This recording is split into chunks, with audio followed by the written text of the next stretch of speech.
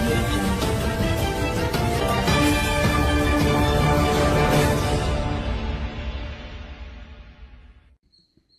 KBR news కి స్వాగతం.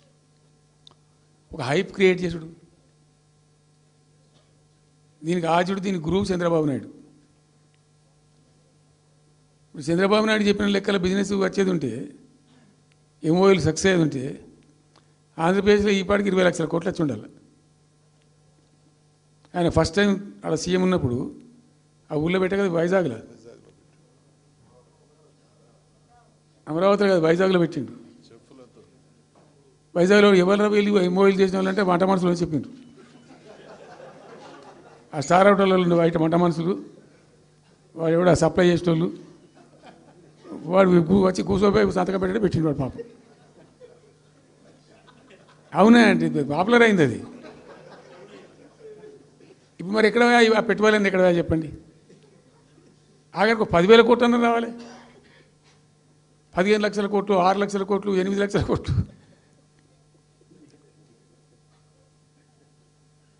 అయితే అప్పుడు తమాషా జరిగింది.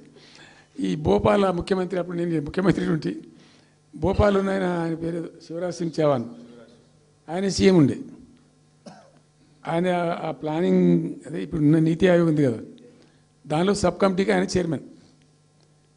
నేను భోపాల్లో పెడతా బాయ్ సాబ్ జర వచ్చిపోను అని ఖచ్చితంగా ఊరికే బతిమాలితే, ఫోన్ల మీద ఫోన్లు చేస్తే ఏం భోపాల్ లేవా మీరు చూసుకొని అంటే, లేదు సార్ నువ్వు తప్పకుండా రావాలంటే సరే అని పోయినండి. అయితే ఆడొక ఇండస్ట్రీ మినిస్టర్ ఉంది, వాళ్ళ గవర్నమెంట్కి ఉంటారు కదా మధ్యప్రదేశ్కు. ఆమె వచ్చి నీ కొడుకు వచ్చి బాగా ఆగమాగం చేస్తానని మమ్మల్ని అంటే, ఎందుకు చేస్తానమంటే ఆయన అదొకటితోటి మాట్లాడి ఎక్కువ చేసుకుంటుండే బాగా అంటే, నువ్వు కూడా అన్నాడు గట్టిగా చెయ్యి. ఆమె వసుంధర రాజే చెల్లెలు, ఆమె పేరు యశోధర రాజేనా ఏదో అన్నది. అంటే నేను అంతకుముందు ఒక కొద్ది రోజుల ముందే నేను భోపాల్ పోవడానికి ఒక దాదాపు 2-3 మంత్స్ బిఫోరే మోడీ గారు వచ్చిండు. అక్కడ వచ్చి 14 లక్షల కోట్లకి ఎంఓయూ చేసి పడేసారు. ఇది మధ్యప్రదేశ్ గవర్నమెంట్. ఏంటి మొన్న 14 లక్షల కోసం చేసింది కాదమ్మా, మీకు నాకు అర్థం కాదు, నీకేం రాలేదంటావు నువ్వు. ప్రధానమంత్రి మీకు సపోర్ట్ ఉండే, మీకు పార్టీ అయ్యి మీకు మంచిగా నీకు ఇంత లాభం ఉంది అంటే, ఓ సో బోగసాయి సాబా. ఆమె నేను అతను ప్రామిస్ చెప్తాను, నేను ఐ వాజ్ షాక్డ్. అది వచ్చేదా పోయేదా సార్ అంత వాటిదే గ్యాసు.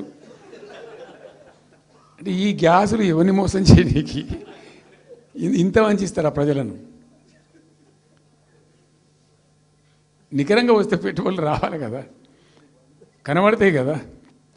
ఆ పెట్టుబడులు వస్తే లాభాలు జరుగుతాయి, ఉద్యోగాలు వస్తాయి, ఫ్యాక్టరీలు వస్తాయి, అడిషనల్ ఇన్కమ్ జనరేట్ అవుతుంది, స్టేట్ గవర్నమెంట్కి జిఎస్టీ పెరుగుతుంది. ఏం లేదు, వాటిదే గ్యాసు. మొన్న వీలైతే చెప్పి 5 లక్షల, నువ్వు కొంచెం తగ్గించి చెప్తున్నావు. నేను పేపర్లో చూసింది 575.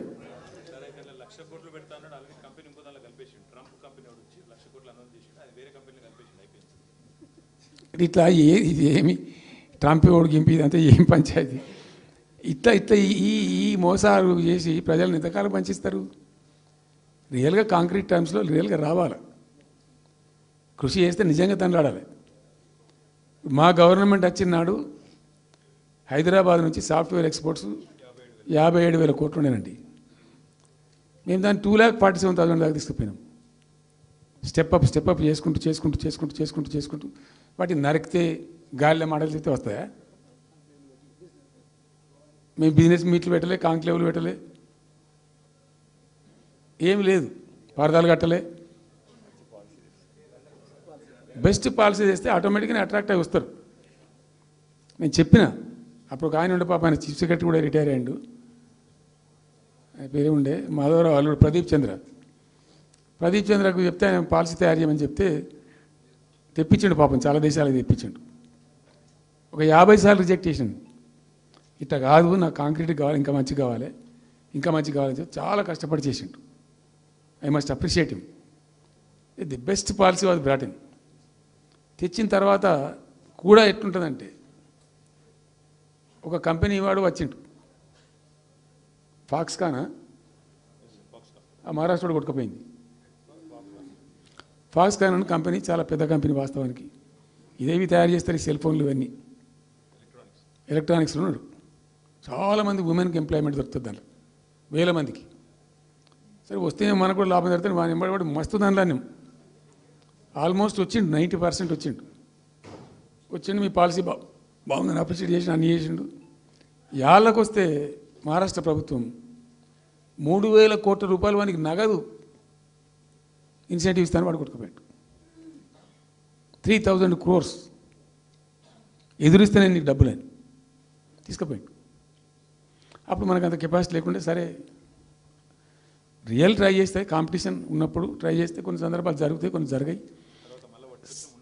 ఉన్నట్టు తెలుసు, కట్టండి కదా, నడుస్తుంది కదా, ఫ్యాక్టరీ స్టార్ట్ కూడా అయింది కదా ఆల్రెడీ. సో అట్లా రియల్ ఎఫర్ట్ చేస్తే కొంత జరిగేటువంటి ఆస్కారాలు ఉంటాయి. ఇప్పుడు వెల్స్ పన్ కానీ, వరంగల్లో వస్తున్నటువంటి మెగా టెక్స్టైల్ పార్క్లో కైటెక్స్ కానీ, చాలా వాళ్ళు ఎంబడివాడి తనలాడి తిప్పలవాడి అది చేసి చేసి చేసి చేసి చేసి పట్టుకొస్తే ఓటీ ఓటీ ఓటీ ఓటీ